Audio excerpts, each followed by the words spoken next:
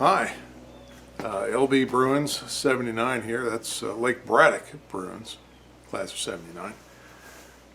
I'm here for that premiere, and I promised you a little hunt for the elusive broadcast sheet.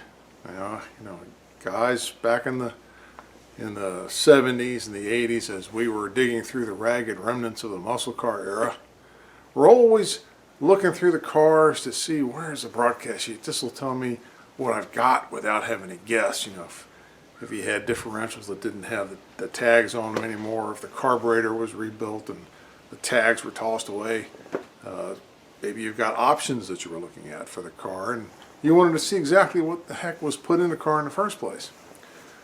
Well, unfortunately, most of that stuff has been pulled out of cars if it was even salvageable.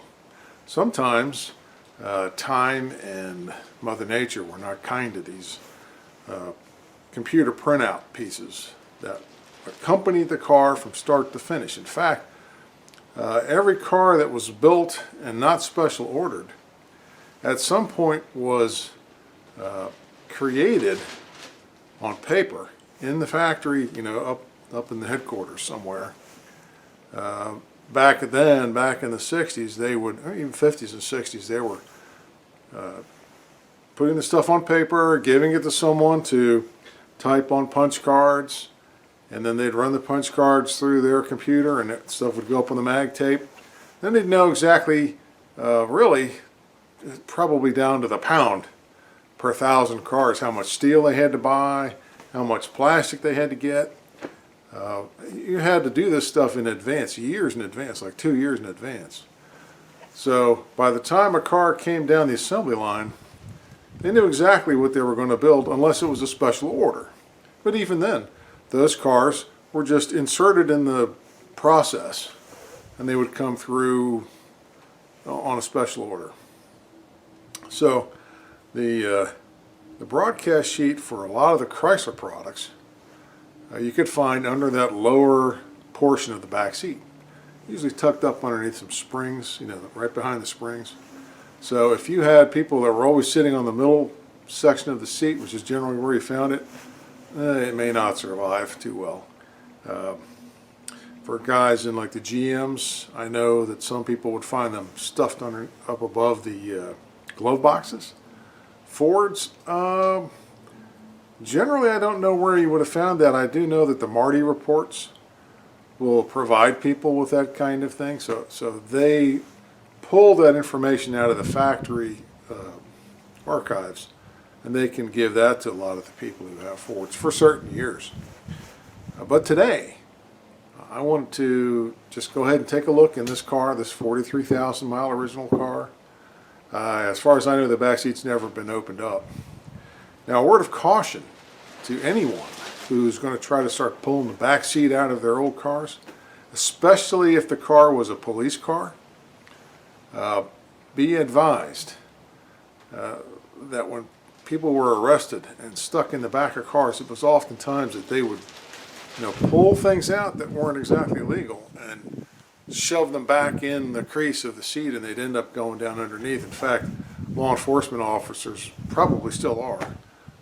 They were trained to always, before your shift started, pop open the bottom of that back seat and check down below to see if there's anything in there, because if you've got a drug bust on your shift, you're going to go back and you're going to check underneath that seat to see if that individual put anything under there, which could be or could involve needles.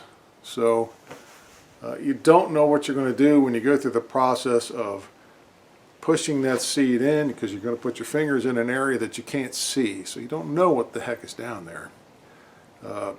I suggest wearing a good pair of gloves, something that's going to maybe slow down the press of a needle. You don't know. You just don't know. And why not take a little bit of caution when you're trying to do that, especially if the springs are rusted. You get a little lockjaw and you won't be able to do any more videos. So let's go ahead and take a look.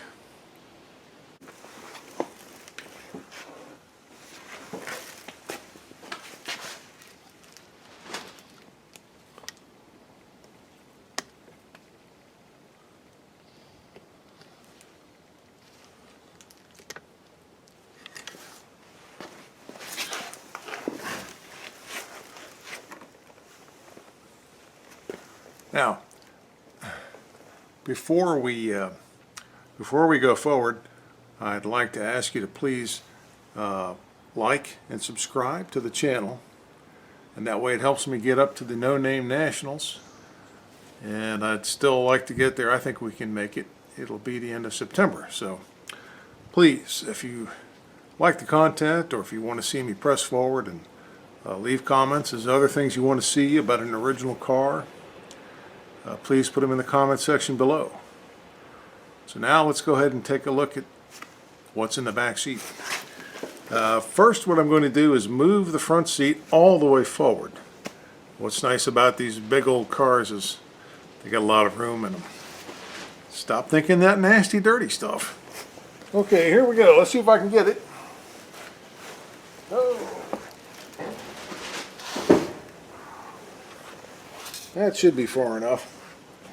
Now the next thing I'm going to do is get in front of the bottom of the seat, push in and lift up, because on the floorboard there are like two hangers. They're hooks and they're anchored to the floor, and there's a wire in the frame of the seat that can be pushed down and pushed back and then release the seat. So let's try that out.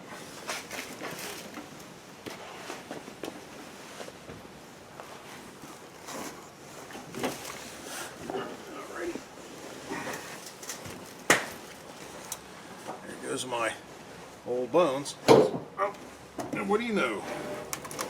There it comes. Eureka. Got it. I can see the sheet. It's right there, and it looks to be in pretty good shape. All right. Now,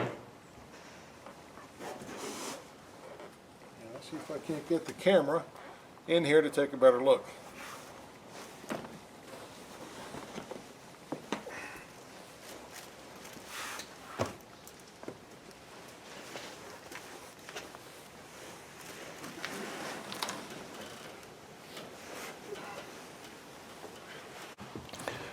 Okay, we got lucky here. This car actually has two build sheets in it. Some cars would have that, especially luxury cars. They might have an awful lot of options. So I'll try and point the camera in to see if you can see this one.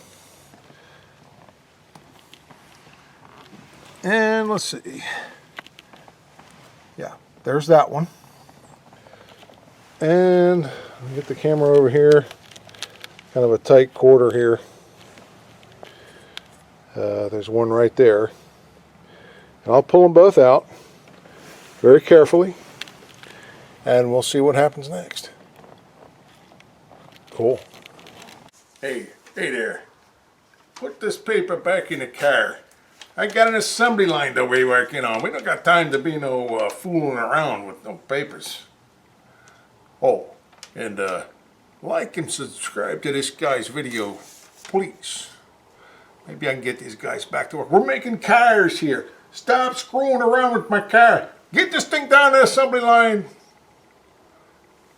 So, please, like and subscribe. And God bless. Have a good night.